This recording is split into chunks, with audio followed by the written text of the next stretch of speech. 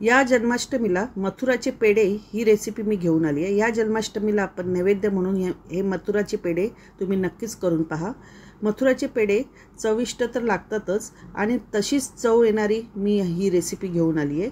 तर ही रेसिपी बनवण्यासाठी आपल्याला जाडबुडाचा पॅन लागणार आहे आणि त्यामध्ये मी 2 चमचे तूप घालून घेणार आहे आणि त्यामध्ये 1 बाउल मिल्क पावडर घालणार आहे। मिल्क पावडर तुम्ही कोणत्याही कंपनीची वापरू शकता।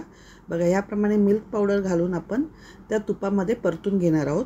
गॅसची फ्लेम आपल्याला शेवटपर्यंत स्लोच ठेवायची आहे, जास्त फास्ट करू नका कारण मिल्क पावडर आपली करपू शकते, त्यामुळे आपण स्लो गॅसवरच भाजून घ्यायचं आहे।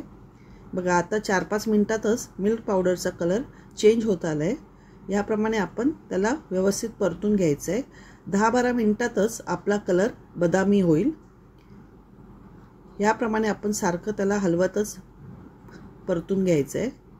बघा व्यवस्थित भाजून झाल्यानंतर त्याला बदामी कलर येईल आणि तो बदामी कलर आल्यानंतरच आपल्याला त्याच्यामध्ये एक पदार्थ घालायचा आहे, तो म्हणजे दूध। तर दूध आपण अर्धी वाटी घालायची आहे, ती पण आपण पूर्ण एकत्र घालायचं नाहीये, थोडं थोडं करून घालायचं आहे। याप्रमाणे आपण 1-2 चमचे घालायचे आणि परत परतून घ्यायचं आहे आणि परत आपल्याला 1-2 चमचे घालायचं, असं करून ते अर्धी वाटी दूध पूर्ण संपून टाकायचं आहे।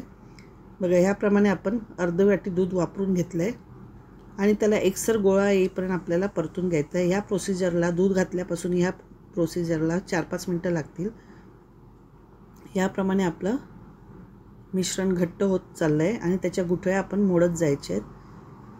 सगळं दूध वापरून घेतलं आहे मी, अर्धा बाउल आपल्याला दूध लागलेलं आहे आणि हे मिश्रण थोडंसं एकत्र आल्यानंतर आपल्याला त्यामध्ये वेलची पावडर घालून घ्यायची। अर्धा टीस्पून मी वेलची पावडर घातली आहे। याप्रमाणे वेलची पावडर घालून घेतली आहे म्हणजे पेढ्याला चव खूप छान लागते।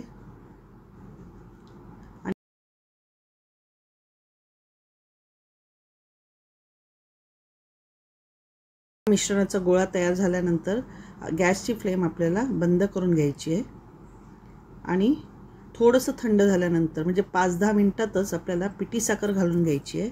पिठी साखर मी पाव बाउल घेतले, 1 बाउल मिल्क पावडर, अर्धा बाउल दूध घेतले आणि पाव बाउल मी पिठी साखर घेतलेली आहे आणि त्याचा एक घट्टसर गोळा करून घेतलेला आहे आणि त्याला तूप लावून आपण त्याचे गोळे तयार करून घेणार आहोत। बघा याप्रमाणे एकसारखे गोळे होण्यासाठी मी चाकूने कट करून घेत आहे आणि त्यानंतर आपल्याला तूप लावून त्याचे लांबट असे गोळे तयार करून घ्यायचे आहे।